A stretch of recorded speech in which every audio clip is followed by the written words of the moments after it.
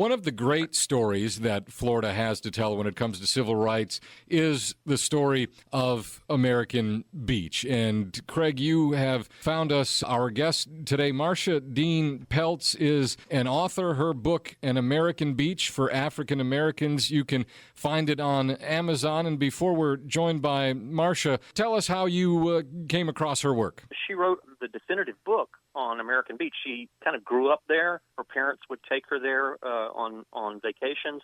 And her book is just wonderful. It's just this sort of rich tapestry of reminiscences and history and documents telling the story of how American Beach came to be, how it became this haven for Black Floridians and, quite honestly, for African Americans all across the South. Mm-hmm. Seeking their own beach. You know, they were shut out of the whites-only beaches, and so the Afro-American Insurance Company bought this beach property, and some of it they had to use a white lawyer as a front in order to acquire the land, but they assembled this large section of beach there and built vacation cottages and homes, and there was an inn and so forth and a restaurant, and people would flock to this place. And just reading the book, it's just some incredible names. Zora Neale Hurston vacation there. The first Black Florida Supreme Court Justice, Leander Shaw, he would vacation there. Some really big names. Mary McLeod Bethune stopped in. And, of course, people who were big in the entertainment business, Cab Calloway, Ray Charles, and so forth, they were people who would visit and spend time in American Beach. When we get her on the phone, I'm going to tell her that parts of it also made me very hungry because she described some of the food that people were cooking while they were vacationing there. We are now pleased to be joined by Marcia Dean Peltz, author, An American Beach for African Americans. You can find it on Amazon. Marcia was born and raised in Jacksonville, vacationed on American Beach on Amelia Island as a child, moved there full-time in 1988. She is a retired librarian. American Beach is the first beach and resort town in Florida that was purpose-built and welcomed blacks. It was founded in 1935 by Abraham Lincoln Lewis and his Afro-American life insurance company as a place for his employees to recreate. In our conversation, we will get into a great number of topics, including Zora Neale Hurston, a black author big during the Harlem Renaissance, the movie Sunshine State starring Angela Bassett, which was filmed in Fernandina Beach. We talk about the past of American Beach, the future of American Beach, and a new community redevelopment area that is proposed for American Beach. That's a tax strategy to fund improvements in the area. A wide-ranging conversation with Marcia Dean Peltz, author, An American Beach for African Americans. We wanted to talk to you a little bit about the story of American Beach. You know it better than anybody else because you experienced it yourself, but also you talked to everybody. I think you talked to just about everybody that visited there who's still alive. Well, tell us a little bit about what it was like for you as a child going to visit there on vacation with your family. It was an amusement park and it was just the best thing that people knew. What I liked so much about it was that there were throngs and throngs of people from every which way. And when you came to the beach, it wasn't just getting in the car to come to the beach or getting on the bus. It was the anticipation before that morning that you drove to the beach. And so you are at the grocery store and you are in the kitchen, and it may be your mama, your daddy, your big mama, your aunt, your cousins. Everybody had something to do with getting prepared for the beach. And so you're squeezing the lemons, or you're beating the cake, you're preparing the chicken for frying. So that's excitement. And then that day finally comes, like Christmas. Santa Claus finally comes, and you get in the car or you get on the bus and you come to the beach. And when you get to the beach, it's just like Pinocchio when he went to Pleasure Island and just did everything that he wanted to do and just had so much fun. And coming to the beach was a place where you were wanted, and you just felt the way you felt when you went into your big mama's house. You know, nothing is going to go wrong. So coming to the beach, my whole life was so much fun. And back then, even my school came to the beach, my whole school.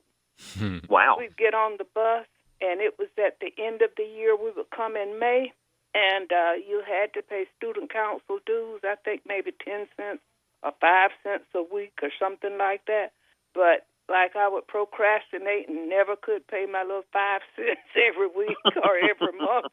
Never could pay it. But baby, when April and May came here, all my dues were paid. And so we'd get on the bus, and everybody came. The teachers came, and the administrators came, and the cafeteria prepared your lunch, which means that everybody had the same thing. You know, somebody could have, you know, at school you have bologna, and then somebody else has ham. But coming to the beach picnic, everybody had the same delicious fried chicken and lemonade and that kind of stuff. And the super sweet thing about coming to the beach was that you could go in the water. Well, yeah, you know, I don't think a school or a teacher would dare take her class of heathens to the beach and say, y'all can get in the water and play and blah, blah, blah. So we even got in the water, and so it was fun. And so you know, here I'm coming with my classmates, all my good buddies, so that's a great time. And then when my church came, it was a vacation Bible school, and at the end of the, you know, Bible school summer, the church would come to the beach, and you know the ladies in the church could make the best cakes in the world and fry the best fried chicken and potato salad. So I loved coming with my church because here are my Sunday school pals and everything. And then there were clubs that came to the beach, and of course there was family. And when family came, your family wasn't just the ones who lived around the corner and down the street. Uncle Freddie came from Philadelphia. Wow, that's wonderful. Oh, yeah. If Annabelle came from Tallahassee, oh, you know, we got to go to the beach. It just was a whole lot of people. I was telling Chad that reading your book, you were making me hungry in parts of it, talking about the crabs and the shrimp that y'all and the fish y'all would catch, but also talking about the menu at Ducks, getting the stuff ready for all the visitors. I was slobbering, I'll be honest. Well, it was delicious, and when you went to places like Ducks or to Evans Rendezvous, you had to wait. You know, you would think that they had to go out there and clean the chicken and kill the chicken and pluck him and then fry him. You just had to wait and wait and wait. But, honey, it was worth the wait. What people may not realize is that American Beach was more than a beach. You know, it became a community, like you talked about, with restaurants and hotels and shops. Describe for us a little bit about what the town American Beach was. American Beach was and is a teensy-weensy town. And then it was the town that welcomed its people. There were lodging places such as the A.O. Lewis Motel, and there was Ducks Inn, and a few other lodging places. But anybody who had a house, they would rent you a room in the house, and buses would come from Atlanta as if it was just crossing the bridge to get here. There was so many people from Atlanta, and from Alabama, people would come. And so the community, the town, was so happy to have you because it meant that all that the motel and the lodging places couldn't put up, you were knocking on their doors, and and they welcomed you, and they would rent you a room. Or one of our largest property owners here was Emma Morgan. And, of course, her house was on the ocean, and she would rent rooms in her house, but she would rent things by the piece, like she'd rent you a chase lounge. And a lot of the places didn't have fans, right? And of course, well, I tell you what, now they bragged about this. My place may be a better place for you to come. That's the Williams Guest Lodge, and it was like about a 2-story frame building. Downstairs restaurant, upstairs the room. And they were better for you because at the A.L. Lewis Motel, whereas you had like a 2-room unit plus a kitchen and bathroom, the Williams Lodge, you didn't have that much, but you certainly had an electric fan. Shame on you talking about those things. Oh, Jesus. See, I don't think people today realize what it was like before air conditioning in Florida. You mentioned A.L. Lewis, Abraham Lincoln Lewis, who was an African-American businessman in 1935, president of the Afro-American Life Insurance Company, which was based out of Jacksonville. He was Florida's first African-American millionaire. He was the driving force behind establishing American Beach as a beach for black people. Tell us more about A.L. Lewis and the kind of person he was. Well, I didn't know A.L. Lewis. He died in 47, and I was born in 44. But A.L. Lewis was it. He was the equivalent of when you go to school, you study about George Washington Carver. Well, he was a George Washington Carver. He was a Frederick Douglass. And though I did not know him, I'm here today because of how he laid this beach out. If he had, like, this is A.L. Lewis's beach, this is my beach, I will sell you this and sell you that, or the insurance company owned this beach, we wouldn't be here today because the beach was sold. Whatever pieces they had, A.L. Lewis's great-grandson, James, sold 100 acres of the property, and it's now not in the American Beach Tract. And if the Afro had owned the whole 200 acres, we would not be here today. But Lewis was the kind who, couldn't enjoy a steak by himself. He could not enjoy a recreation facility. He had property at Jacksonville Beach, but he couldn't do that by himself. And he was the kind who was a race man. That's what we call people like that, who did well and looked out for their brothers and sisters and wanted them to do well too. So though he didn't go any further than sixth grade, he was a teacher, and he taught his employees and his friends and his church members how to invest, how to have something, and he just shared with people. And then on top of that, when you talk about that era, the 30s and the 40s, 50s, you couldn't go up to no Barnett Bank or Bank of America or Chase Bank and go up there and say, I want to build me a house. I want to buy me a car. That didn't happen for us. But with the Afro and Lewis's investment and forming the Pension Bureau, he formed the Pension Bureau in 1920. And so with the monies invested in that, you needed a mortgage, you needed a loan, you needed a car. Sign up. Not everybody could get it, but you certainly had more people becoming homeowners and owning cars because of his investment and his smartness. He was a hero, and his name is alive today with us. Talk about some of the famous people who came to visit American Beach. You had quite a list of them in your book. Joe Louis used to come here. Hank Aaron used to come here as well. Oh, wow. What you call it, spring practice or whatever he did with spring the Milwaukee training. Braves and things. He came to Jacksonville before he got into the professional. Mm-hmm. He of course married a little girl from Jacksonville who lived around the corner across the streets from the park. I saw you mentioned Zora Neale Hurston and Mary McLeod Bethune. Oh, not Zora. Zora married Albert Price. And Albert Price's granddaddy was a founder of the Afro-American Life Insurance Company. There were 7 black men who invested in having an insurance company because, as I said, you couldn't go to the bank and get no mortgage, and you couldn't go to an insurance company for, to take out policies. Right. So in 1901, these men, and it was A.W. Price Sr., who was one of the founders of the Afro. And so his grandson, Albert Price, he was a popular guy. I never saw him, but they told me how everybody who talked about him talked about how good-looking he was and how he could dance, and he was a music That's how people teacher. talk about Craig.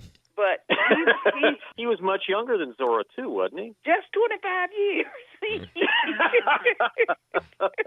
And see, she was fooling him. He knew she was older, but he didn't know she was old enough to be his mother. Is that why they divorced after 7 months? Oh, well, they really just could not get along. And the people who talked about them told me, though, that A.W. Price because of his background and upbringing, that he was a person that she could carry to New York or anywhere else, and she wouldn't be made shame. He just, he measured up, but they couldn't stay together. And so when they got a divorce, she got McGill. S.D. McGill was her lawyer, and J. Leonard Lewis, which was A.L. Lewis's grandson, and they trained him to be a lawyer just to come in here and help operate this business. Right. And so James Leonard Lewis represented A.W. Albert Price, and McGill represented Dora. So both of them got, like McGill was from where she came out of, Eatonville, Sanford, yes, ma'am. blah, blah, blah. And that's where McGill came out of, too, and landed in Jacksonville. So she got her homie to represent her, and A.W. Price got his homie, Mr. Lewis, to represent him. You got some great details in the book. I would encourage people to go out and get a copy for themselves, because it's a great read. It really is. Honey, that book's so old. But it's new to me because I just started reading it, and I started it last night, and I'm halfway through. I mean, that's how good it is. One of the names that is not going to be familiar to most people, but is incredibly important to American Beach, is that of a local activist, Mavini Betch. I'm hoping you can tell us a little bit about Mavini, who on Amelia Island is affectionately was known. She passed in 2005 as the Beach Lady. Honey, she died in 2005, and I didn't see it then, but I see it now in 2020. The damn beach died right with her. Why do you say that? She was the voice. She was the spokesperson. And she could aggravate the county, but she could aggravate the people, too. I mean, the people on the beach, like if you go out there cutting your grass, she'd be saying, no, don't cut that grass because we need that for the turtles to forage in, and the birds need blah, blah, blah. And so, people talk about cutting down their weeds, and she talk about damn turtles. She was much loved by the people on the beach, and she could get on you and cause you to say some harsh things. Like me and her used to cuss each other out all the time. And the next day, she'd be just as sweet as she could, calling you honey, baby, and all that kind of stuff. So we, the beach, loved and protected and shielded Marvin.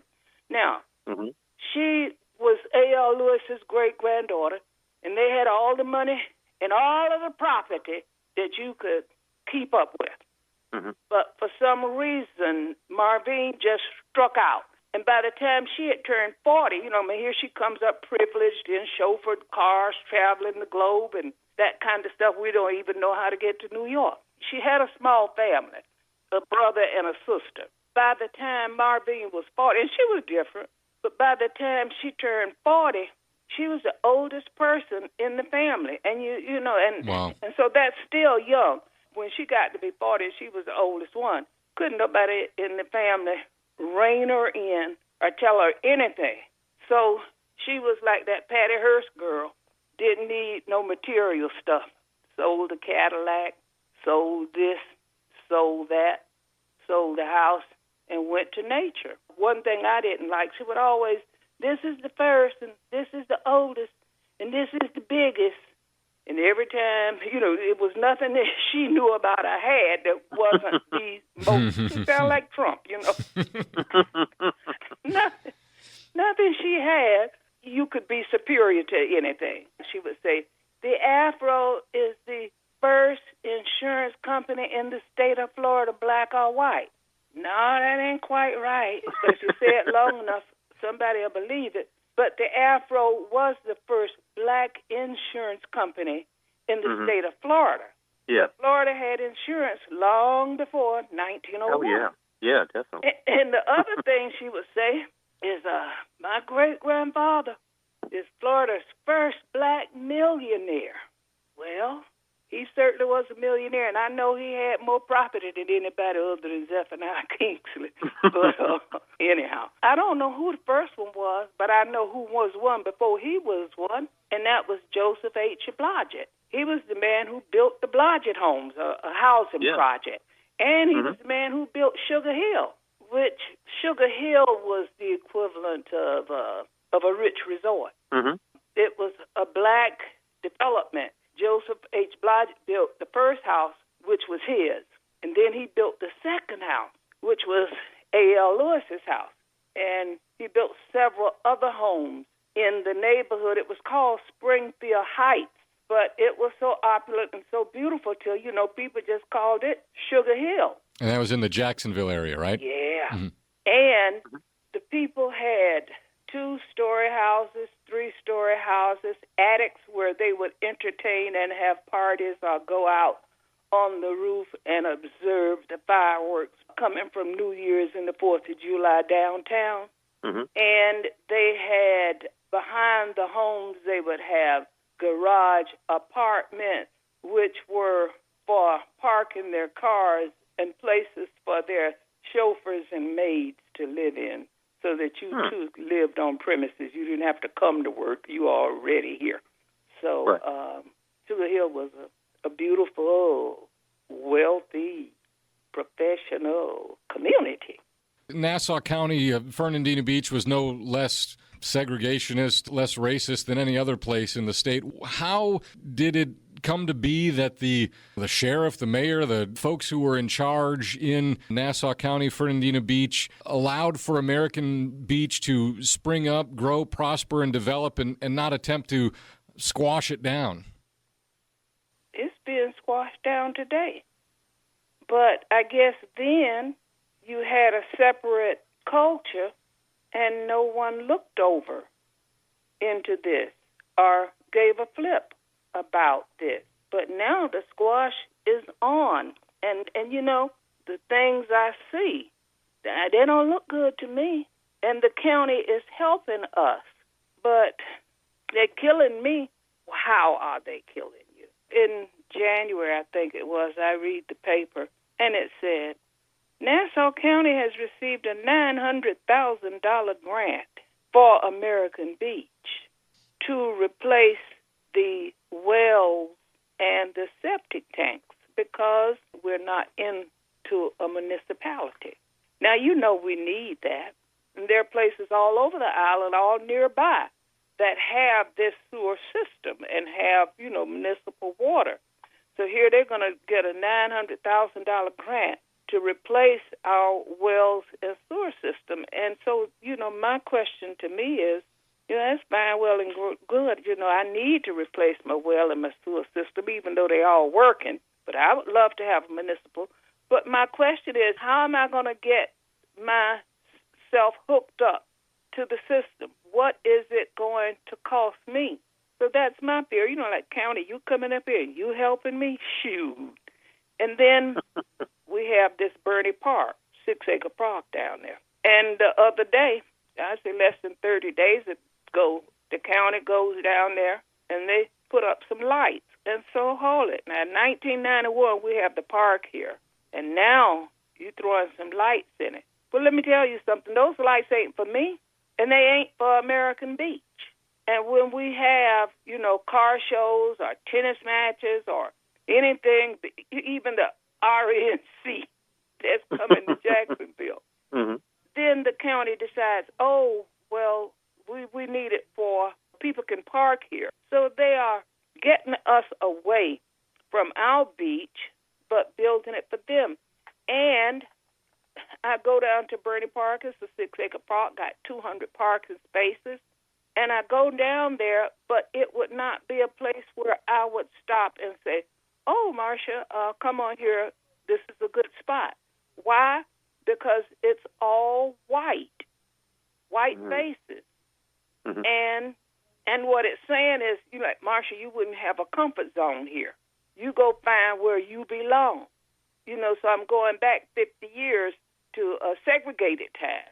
Yeah. You find where you belong. And then they got a $400,000 grant to improve the Evans Rendezvous. Now, Evans Rendezvous, that was why American Beach is still alive, too, because so many people from all over the country, when they came to American Beach, they could not leave without going into Evans Rendezvous. So that was the heartbeat.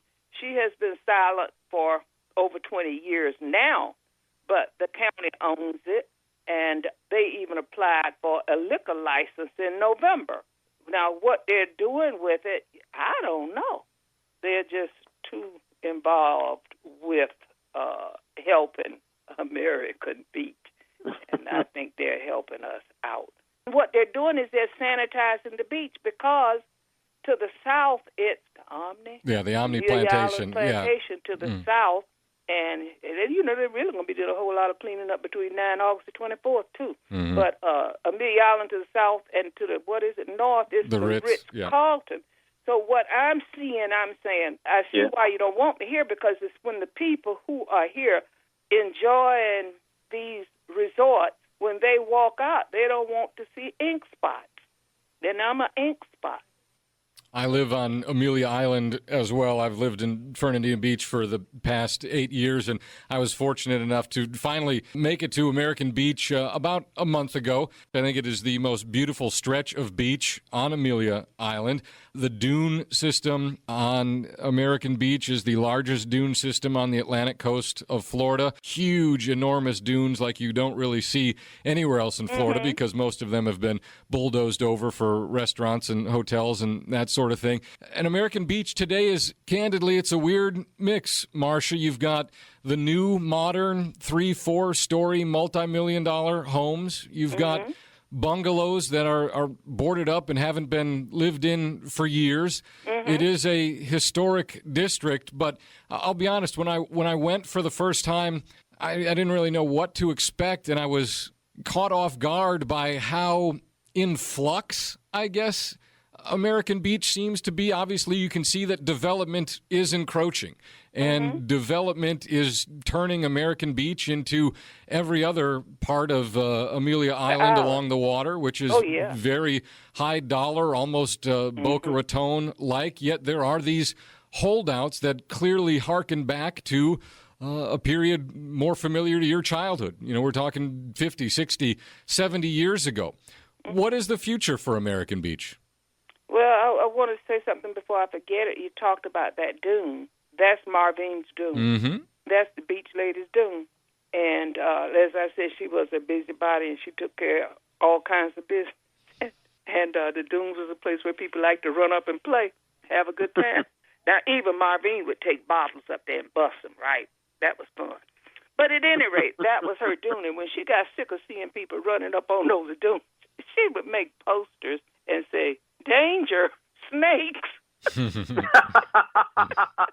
you know, snakes are every inch of this grass. Yeah. But anyhow, it worked. It kept people off of her dunes. That's and then you mentioned about American Beach becoming like Boca Raton, and that's what in my head I'm seeing American Beach. I'm saying when the county gets through with their hands all over the place, it'll be like I'm in Palm Beach and you're on Worth Avenue. That's exactly what I see this coming to, and my not being able to stay here. So, Chad, you asked the question. I done forgot the question now. Well, just, you know, what the future of American Beach is. And, you know, you talk about trying to get American Beach on city utilities. And candidly, I think one of the things that has staved off development of American Beach to the extent that it has is that it is still on well water and it is still not on city sewer. So a lot of the developers don't want to come in and buy out those properties until the city has put it on public utilities, because you build these big houses. You can't build these giant houses on well water and not be connected to public utilities. Yeah, and you are so right. And that's why I see the rush. The county going and getting me a $900,000 grant to take away my water, and pushing to have the CRA also to come in. And what's the future of American Beach? I hope that I am able to die on American Beach before I get pushed out of American Beach. The houses that are coming up now, they look like they're 9.5 months pregnant. And they're being constructed on these single 50 by 100-foot lots.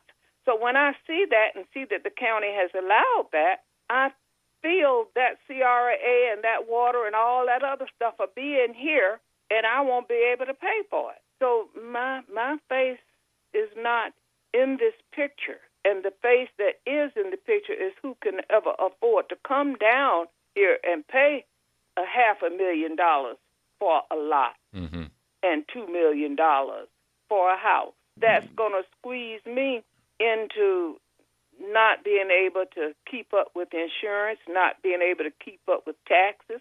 Did you ever see the movie Sunshine State that they filmed there? Yeah. What did you think of that?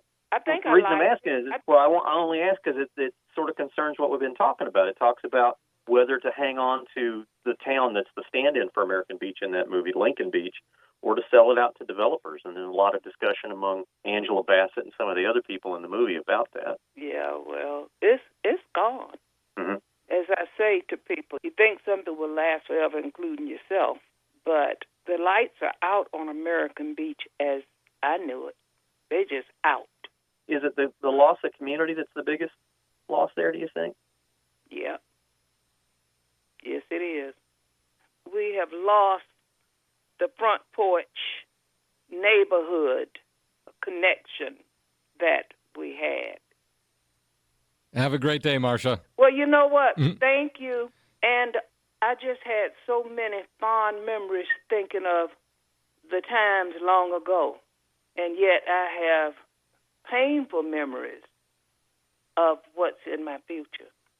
I'll let people know, Craig, that they can visit the American Beach Museum in Fernandina Beach, just down the street from where the actual American Beach is. The address is 1600 Julia Street. That is open on weekends. And if you get the chance to drive through Amelia Island, do stop at American Beach. There are signs for it. It's easy to find. It is very small. It is an anachronism. It is a strange place where you have a $3 million house next to a bungalow that doesn't have walls on it.